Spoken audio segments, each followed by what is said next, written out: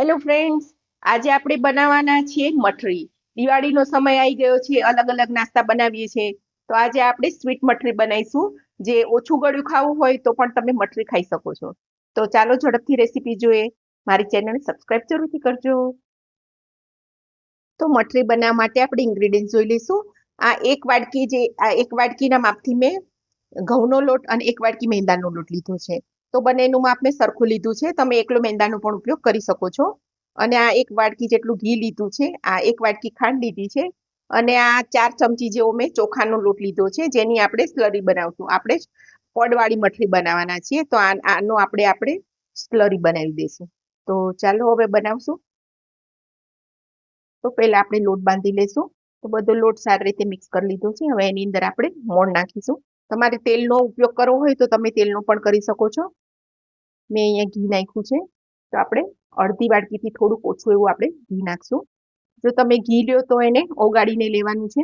તો આપણું મુઠ્ઠી પડતું મોણ આવી ગયું છે. તો આવી રીતે મુઠ્ઠી પડી જાય એવું આપણે મોણ લેવાનું છે. અને હવે આપણે થોડું થોડું પાણી નાખી અને ટાઈટ લોટ બાંધવાનો છે. આપણે પૂરી મેંદાની પૂરીનો લોટ બાંધીએ એવો ટાઈટ લોટ બાંધવાનો છે. તો થોડું થોડું પાણી નાખી આપણે એને મસળીને લોટ બાંધશું. તો આપણો લોટ બંધાઈ ગયો છે. તો પૂરી જેવો આપણો લોટ બાંધી દીધો છે. અને લોટ બાંધવામાં મારે અડધા કપ જેટલું પાણીની જરૂર પડી છે. તો આને ઢાંકી અને 5 મિનિટ આપણે રેસ્ટ આપીશું. તો આ ઘી છે એની અંદર આપણે ચોખાનો લોટ એડ કરી અને આપણે સ્લરી બનાવી લઈશું. મેં 4 ચમચી ચોખાનો લોટ લીધો છે. તમે મેંદાનો પણ લઈ શકો છો અથવા કોર્નફ્લોર પણ લઈ શકો છો. તો આવી જાડી જ આપણે સ્લરી બનાવવાની છે. તો આપણી સ્લરી તૈયાર થઈ ગઈ છે.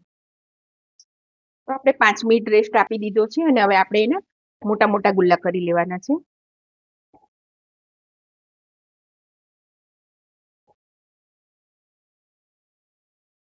તો આમાંથી આપણે 4 ગુલ્લા કરશું. તો સૌ પ્રથમ પહેલા આપણે બધી મણી લેવાની છે. તો મોટી મોટી મણી લેશું. તો આપણે આવી મોટી અને આવી પતલી સાઈઝની આપણે પૂરી વણીએ એ સાઈઝની આપણે વણી અને તૈયાર કરી લેવાની છે. તો ચારે પહેલા આપણે મણી લેશું. તો આપણી બધી પૂરી વણાઈ ગઈ છે. હવે એને આપણે રોલ કરીશું.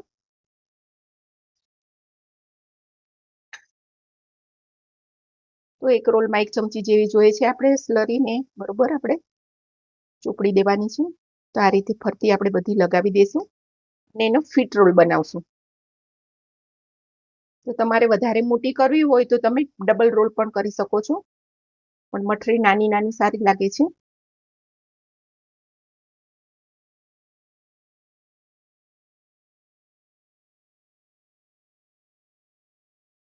તો આ રીતે આપણી તૈયાર છે.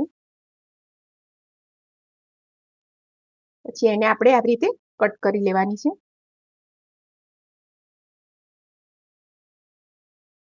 તો ગુલ્લાને આપણે આમ પ્રેસ કરી અને એને લાંબી વણીશું આપણે. તો આ શેપની આપણે મઠરી તૈયાર કરીશું બધી. તો બધી આ રીતે વણી અને આપણે તૈયાર કરી લેવાની છે. તમારે જો ગોળ કરવી હોય તો ગોળ પણ કરી શકો છો. તો આપણી બધી મઠરી વણીને આપણે તૈયાર કરી લીધી છે. હવે એને આપણે તળીશું. ફાસ્ટ ગેસ નહીં રાખીએ, ધીમા ગેસે જ આને તળવાની છે. તો તળાઈને પછી ઉપર આવતી જાય છે એને આપણે ટર્ન કરી લેશું. મઠરીને તળવામાં બિલકુલ ઉતાવળ નથી કરવાની. જેટલી ધીમા ગેસે તળાશે એટલી સરસ ક્રિસ્પી અને ખાવાની મજા આવશે. અને ધીમા ગેસે તળીશું. તો આપણી મઠરી તળાઈ ગઈ છે. ને ઉલટ પુલટ કરીને તળાતા મારે 2 થી 3 મિનિટ લાગી છે. અને એનો કલર આવો ચેન્જ થઈ જાય એટલે આપણે એને કાઢી લઈશું. તો આ રીતે આપણે બધી મઠરીને આપણે તળી લેવાની છે. તો આપણી બધી મઠરી તળાઈને તૈયાર થઈ ગઈ છે. હવે આપણે ચાસણી બનાવી લઈશું. તો ચાસણી માટે આપણે 1 વાડકી ખાંડ લઈ લીધી છે. એમાં આપણે અડધી વાડકી પાણી નાખીશું અને ગેસ ચાલુ કરી દઈશું. તો ખાંડ ઓગળે ત્યાં સુધી આપણે થોડો ગેસ રાખીશું. પછી એકદમ ધીમા ગેસે આપણે ચાસણી કરવાની છે. આની ચાસણી આપણે કડક બનાવવાની છે. એક તારની કરશું ચાસણી. તમે જે વાડકી ભરીને લોટ લીધા હોય 2 વાડકી, એ જ 1 વાડકી આપણે આ ખાંડ લેવાની છે. તો એ પ્રમાણસર ચાસણી થશે. તો ચાસણી હવે આપણી ઉકળવા માંડી છે અને વચ્ચે વચ્ચે હલાવતા રહીશું. તો હવે આપણી ચાસણી ઘાટી થવા માંડી છે, એટલે કે આપણી તૈયારી છે હવે ચાસણી થઈ જવાની. તો હવે આપણે ચાસણી ચેક કરી લેશું. આ રીતે વાડકીમાં લઈને થોડી ઠંડી થાય એટલે આપણે ચેક કરવાની છે. તો આપણો 1 તાર થાય છે. તો આવી 1 તારની ચાસણી આપણે બનાવવાની છે. તો ગરમ ગરમ ચાસણીમાં જ આપણે મઠરી બોળીને કાઢી લઈશું. આવી રીતે 4-5 આપણે નાખી દેવાની, ઉલટ પલટ કરી આપણે એમાં બોળી અને પછી બહાર કાઢી લેવાની. આ રીતે બધી બોળી અને આપણે સાઈડમાં રાખી દેવાની છે. તો ઠંડી થઈ જશે તો જામી જાય છે ચાસણી, કારણ કે આપણે કડક ચાસણી કરી છે. તો એને ફટાફટ આવી રીતે બોળી અને કાઢતું જવાનું છે, અને ગરમમાં જ કરવાનું. તો આ રીતે આપણે બધીને ચાસણીમાં બોળી લેશું.